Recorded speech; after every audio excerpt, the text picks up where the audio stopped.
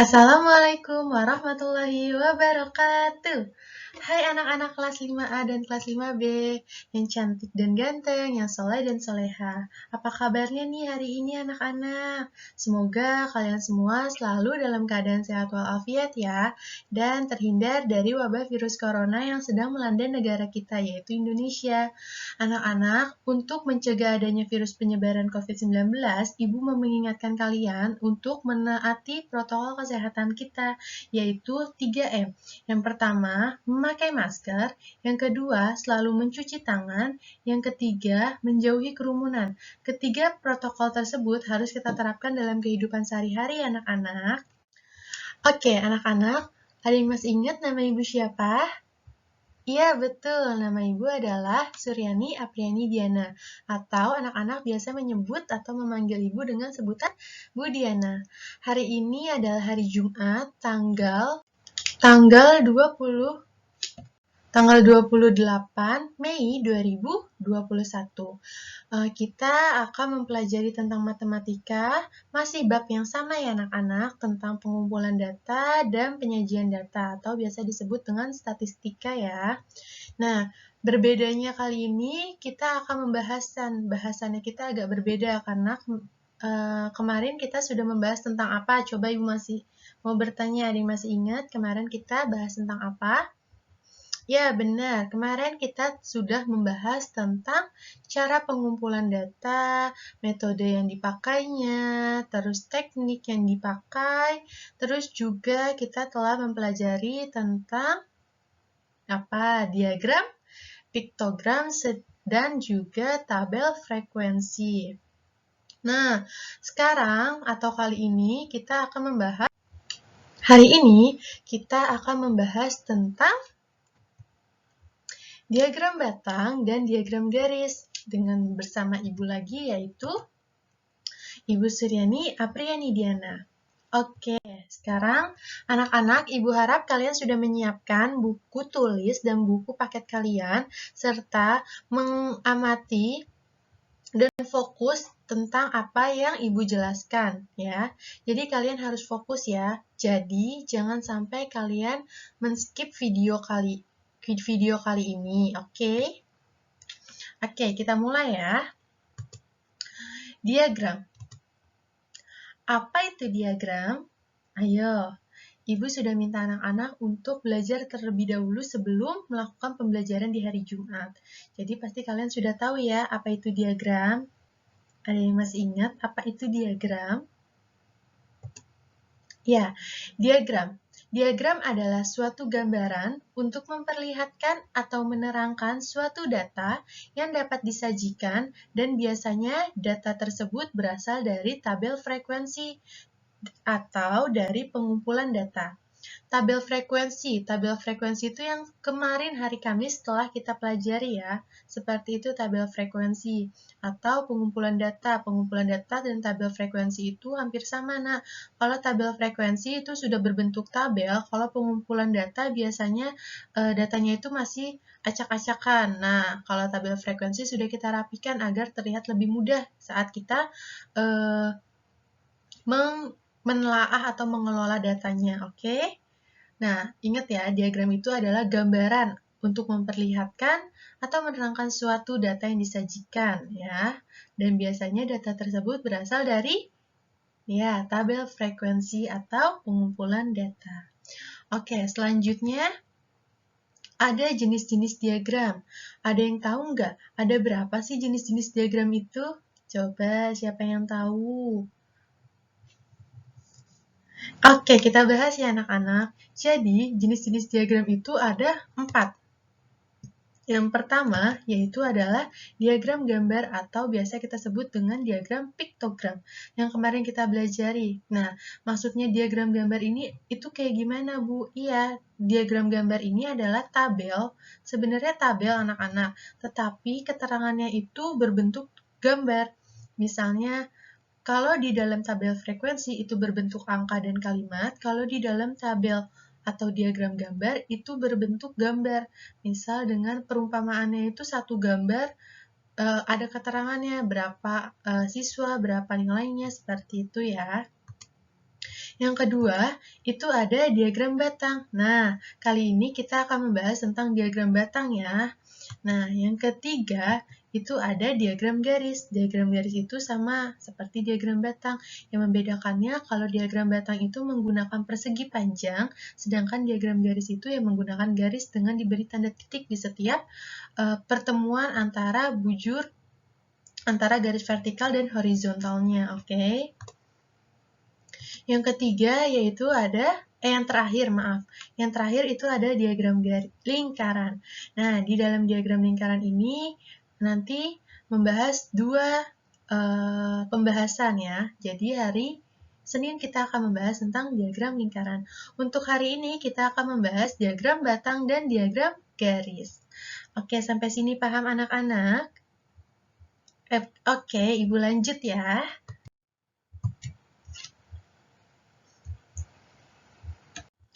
Oke, Ibu lanjut. Nah, sekarang kita masuk ke diagram batang. Diagram batang. Diagram batang adalah diagram yang penyajian datanya memakai persegi panjang atau batang-batang. Nah, masih ingat ya, diagram batang itu apa sih? Diagram yang sajian datanya itu menggunakan persegi panjang. Seperti itu, ingat ya, diagram batang berarti pakai batang-batang atau persegi panjang. Nah, contohnya seperti apa sih? Nah, contohnya seperti ini anak-anak. Ini adalah namanya diagram batang. Nah, diagram batang ini anak-anak. Seperti itu. Itu namanya diagram batang. Nah, lanjutnya ya anak-anak. Selanjutnya, gimana sih caranya kita agar membuat diagram batang? Cara yang pertama, atur sumbu secara horizontal dan vertikal. Horizontal itu yang datar, vertikal itu yang tegak. Jadi seperti ini kalau perumpamaannya ya. Siku ibu bertemu dengan jari ibu. Nah, seperti ini. Paham? Selanjutnya yang kedua, untuk grafik batang vertikal tegak ditulisnya nilai atau nama data pada sebuah sumbu horizontal dan frekuensi setiap nilai atau nama tersebut pada sumbu vertikal. Sedangkan untuk grafik batang horizontal ditulis nilai atau nama pada sumbu vertikalnya dan ditulis frekuensi masing-masing nilai atau nama tersebut pada sumbu horizontal dan buatlah tabel pada kedua sumbu seperti itu. Yang ketiga, buat persegi panjang yang cocok dengan nilai atau nama setiap data dengan frekuensinya. Jadi, persegi panjangnya itu harus sesuai dengan datanya ya anak-anak. Misalnya, pada tahun 2015, jumlah frekuensi atau nilainya itu 5, maka kita harus ke sumbunya di angka atau nilai 5 ya. Nah, yang keempat atau yang terakhir yaitu beri nama diagram balok tersebut berdasarkan data yang telah disediakan. Seperti itu.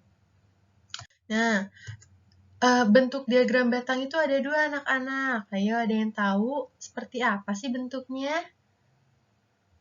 Iya, diagram batang secara vertikal atau tegak. Maaf ya anak-anak, agak sedikit typo. Jadi, ini vertikal ya, bukan vertikan. Vertikal harusnya. Nah, ini secara vertikal. Nah, kalau horizontal, kita tulis di sini dengan sebutan nama bulan.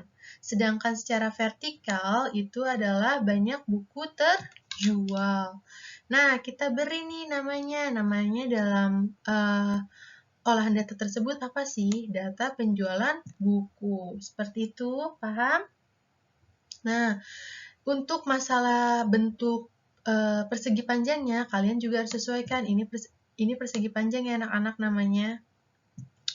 Pada bulan Januari, sebanyak 25 buku yang telah terjual. Coba kita lihat. Pada bulan Maret, sebanyak 35 buku yang terjual. Seperti itu. Oke? Sampai sini paham ya? Nah, yang kedua, ada diagram batang dalam berbentuk apa? Iya, dalam berbentuk horizontal. Contohnya seperti ini ya. Masih sama kok anak-anak, yang membedakan hanyalah pada bagian yang vertikal kita tulis dengan nama bulan. Sedangkan yang horizontal kita tulis dengan nama banyak buku yang terjual. Seperti itu ya. Oke, nah sampai sini paham penjelasan Ibu tentang diagram batang sebelum kita memasuki contoh soal, oke?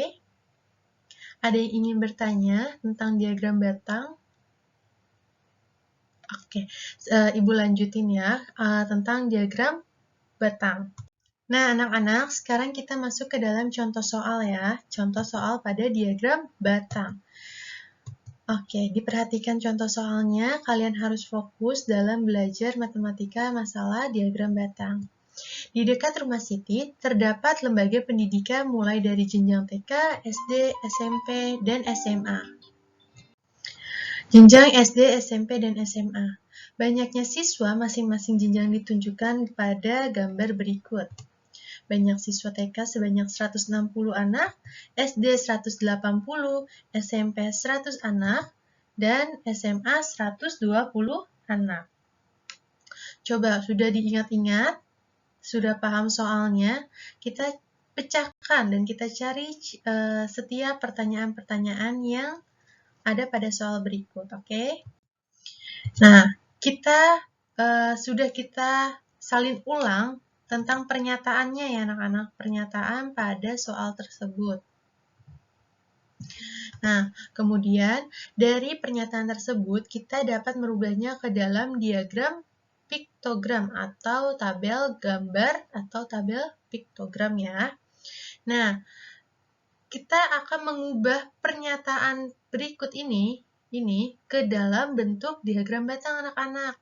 Nah, seperti ini. Ingat ya anak-anak, kita harus sesuaikan antara sumbu vertikal dan horizontal dan cari yang sesuai dengan banyaknya nilai atau banyaknya anak. Kalau misalnya nilainya 160, berarti kita tentukan 160. Oke? Seperti ini jadinya. Ya kan? TK itu ada sebanyak 160. Betul. Kalau SD ada sebanyak 180. SMP sebanyak 100 siswa dan SMA sebanyak 120 siswa. Sudah sesuai ya antara garis vertikal dan horizontalnya serta diagram batangnya yang telah sesuai, oke? Dengan banyaknya anak. Nah, kita akan jawab soal demi soal yang akan Ibu tayangkan pada PowerPoint berikut. Oke, kita akan bahas satu persatu juga. Udah siap semuanya? Oke, kita mulai ya. Soal yang pertama. Banyaknya tingkat pendidikan sebesar 100 anak terjadi pada tingkat pendidikan apa? Ayo, yang mana sih tingkat pendidikan yang memiliki banyak 100 anak? Yang memiliki banyaknya 100 anak? Coba kalian perhatikan lagi pada diagram batangnya. Mana ya yang memiliki jumlah 100 anak? Ya, jawabannya adalah SMP. Kenapa SMP? Iya, karena dia itu menyebutkan 100 anak. Di diagram batangnya 100 anak, di pernyataannya juga 100 anak. Nih, SMP. Oke. Nah, jawabannya adalah SMP, Sekolah Menengah Pertama. Nah, soal yang kedua. Soal pertama kalian pasti sudah paham ya, karena masih mudah dikategorikannya. Sedangkan soal yang kedua, kita masuk ke soal kedua. Soalnya adalah banyak tingkat pendidikan paling tinggi terjadi pada tingkatan. Nah, yang paling tinggi, kalian tinggal perhatikan aja anak-anak pada batang diagram tersebut. Yang mana yang paling tinggi dan yang paling jauh dari yang di antara yang lainnya, yaitu ada di tingkat pendidikan sekolah dasar. Ya, sebanyak berapa anak-anak? Sebanyak 180 anak. Jawabannya SD sebanyak 180 anak. Oke, sampai di sini paham? Kita lanjut ke soal nomor 3 ya. Soal nomor 3. Soalnya adalah total dari semua tingkatan pendidikan yang ada di rumah Siti adalah, nah, ingat yang ditanya adalah total. Berarti kalian harus menjumlahkan. Miss nih. Di TK ada 160, di SD ada 180. Di SMP ada 100 dan di SMA ada 120. Jadi 160 ditambah 180 ditambah 100 dan ditambah 120, jawabannya adalah 560 anak. Oke, pinter. Pinter sekali anak-anak Ibu. Selanjutnya ya, kita ke soal yang terakhir, nomor 4. Urutkan tingkat pendidikan dari mulai yang terbesar sampai yang terkecil. Ya, jumlah anaknya ya. Jadi kalian urutkan nih jumlah anaknya dari yang terbesar sampai yang terkecil. Coba, yang terbesar itu di tingkat pendidikan apa anak-anak? SD. Ini nomor 1. Yang kedua itu ada di TK, nomor 2. Terus yang ketiga itu ada di SMA, nomor 3. Dan yang terakhir ada di SMP, nomor 4. Nah, SD, TK, SMA, dan SMP. Ada yang mau ditanyakan tentang pembahasan kita pada diagram batang kali ini? Nggak ada yang mau bertanya? Kalau tidak ada yang mau bertanya, kita akan lanjut ke diagram garis ya anak-anak. Diagram garis. Ada yang masih ingat diagram garis itu apa? Iya, diagram garis adalah diagram yang memakai garis. Bedanya dengan diagram batang, kalau batang itu memakai batang, kalau garisnya memakai garis. Oke? Nah, diagram baris biasanya dipakai untuk menyajikan data yang didapat berdasarkan pengamatan dari waktu ke waktu. Ini dari anak-anak, bukan dasi, dari. Oke? Dari waktu ke waktu. Jadi, sebelum kita membuat diagram garis, kita sudah mengamati dari waktu ke waktu. Misalnya hari Senin kita amati, hari Selasa kita amati, hari Rabu kita amati, hari Kamis kita amati, Jumat kita amati. Jadi, setiap hari selalu kita amati anak-anak. Oke, selanjutnya. Bagaimana sih langkah-langkah membuat diagram garis? Hampir sama seperti diagram batang, malah sama, bukan hampir lagi ya, hanya saja kan yang membedakan bentuknya saja. Kalau diagram batang yang tadi kita menggunakan batang-batang atau persegi panjang, kalau yang kali ini kita akan menggunakan garis. Yang pertama, atur poros secara horizontal atau mendatar dan vertikal atau tegak. Oke, sama seperti tadi, seperti ini bentukannya. Jadi tangan ibu nyatu ke siku, dan siku itu adalah sumbunya, 0 ya. Ini secara horizontal dan vertikal. Oke. Selanjutnya yang kedua, tulis nilai atau nama pada sumbu horizontal dan frekuensi setiap nilai atau nama pada sumbu vertikal. Dan informasi pada label kedua sumbu. Oke. Yang ketiga, buat poin yang cocok dengan nilai atau nama pada setiap data dengan frekuensinya. Jadi harus sesuai datanya ya. Jadi kita membuat diagram garis itu tidak asal-asalan karena kita telah membuat atau telah mengamatinya terlebih dahulu. Yang keempat, bergabunglah dengan poin yang dibuat dengan garis lurus. Dan yang terakhir, beri nama diagram tersebut berdasarkan data yang diberikan. Seperti itu ya. Nah, seperti apa sih diagram garis itu, Ibu? Oke, Ibu akan berikan contoh diagram garis. Nah, seperti ini anak-anak. Dia menggunakan garis kan, sweet, naik, terus turun, terus naik, seperti itu. Biasanya kita juga memberikan titik di sini anak-anak. Ada juga yang menggunakan titik. Nanti di pertemuan di sini itu menggunakan titik. Di setiap ujung atau sumbunya yang ini ya, titik seperti itu.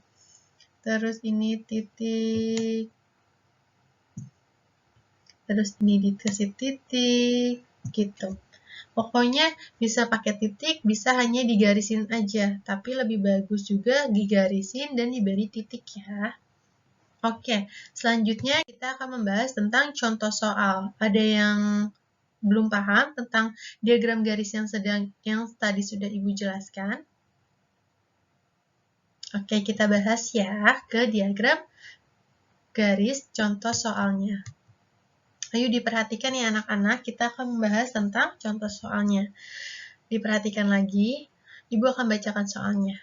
Pak Amin mempunyai kebun pisang. Setiap tahun Pak Amin mencatat hasil panen pisangnya. Setelah 6 tahun, data yang terkumpul sebagai berikut. 2011 dipanen 14 kuintal pisang, 2012 dipanen 18 kuintal pisang, 2013 dipanen 24 kuintal, 2014 dipanen 26 kuintal, dan 2015 dipanen 30 kuintal, serta 2016 dipanen sebanyak 32 kuintal.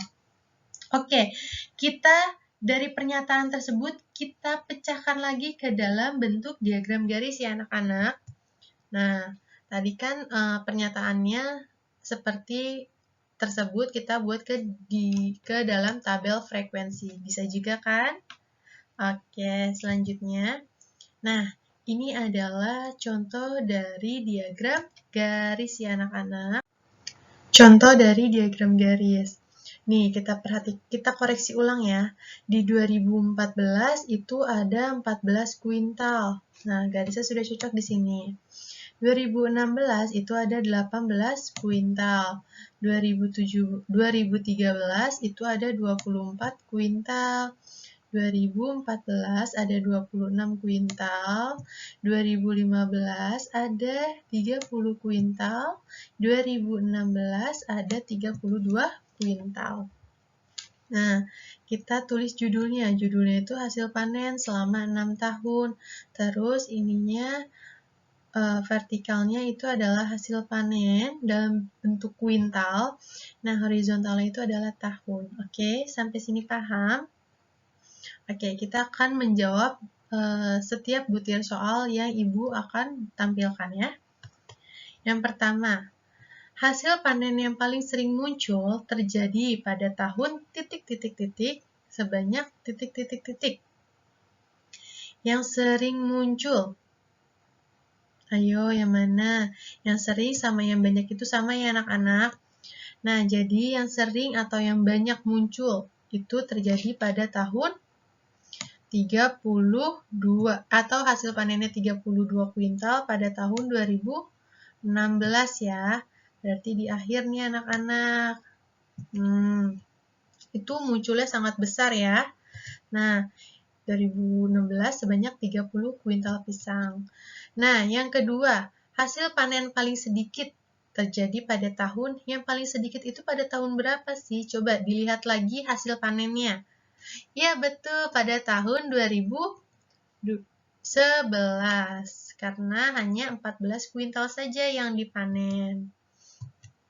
Yang ketiga, total panen pisang dari tahun 2011 sampai 2016 itu adalah, jadi anak-anak jumlahkan dulu ya, 2011, 2018, 2013, 14, 15, 16. Berarti kalau dijumlahkan 11 ditambah 4, 18, terus 18 ditambah 24, seperti itu. Hasilnya adalah 144 kuintal pisang selama 6 tahun lamanya. Oke. Nah, contoh soal yang terakhir. Selisih panen pisang pada tahun 2015 dengan tahun 2011. 2015, ini 2015 dengan tahun 2011. 2015 itu panen pisangnya sebanyak 30 kuintal, sedangkan pada tahun 2011 sebanyak 14 kuintal. Jadi ada 16 kuintal pisang selisihnya ya. Ingat, kalau yang ditanya selisih berarti itu harus dikurang. Oke? Nah, sampai sini paham penjelasan dari Ibu tentang diagram batang dan diagram garis? Ada yang ingin bertanya? ada yang kurang dipahami, atau anak-anak kurang mengerti tentang diagram batang dan diagram garis, kalian bisa bertanya. Kalau malu, kalian bisa bertanya langsung melalui WhatsApp Ibu atau Google Classroom ya. Jadi, kalau kelas B itu menggunakan WhatsApp, kalau kelas 5A menggunakan Google Classroom. Oke? Nah, sudah sampai di penghujung video pembelajaran kita atau pembahasan kita kali ini. Ibu mengucapkan terima kasih kepada anak-anak yang sudah berpartisipasi dalam menonton video pembelajaran Ibu dan fokus saat dalam melakukan pembelajaran. Kita tutup dengan menghafalkan lafaz hamdalah. Alhamdulillah hirobil alamin. Nah, sampai jumpa besok di hari Senin ya anak-anak. Kita akan bertemu lagi di hari Senin. Jangan lupa untuk selalu belajar dan jangan lupa kerjakan soal yang telah Ibu berikan kepada kalian, karena nilai tersebut akan Ibu berikan kepada Bu Vera dan Bu Diva. Oke, selamat belajar dan selamat memahami. Dadah, sampai jumpa.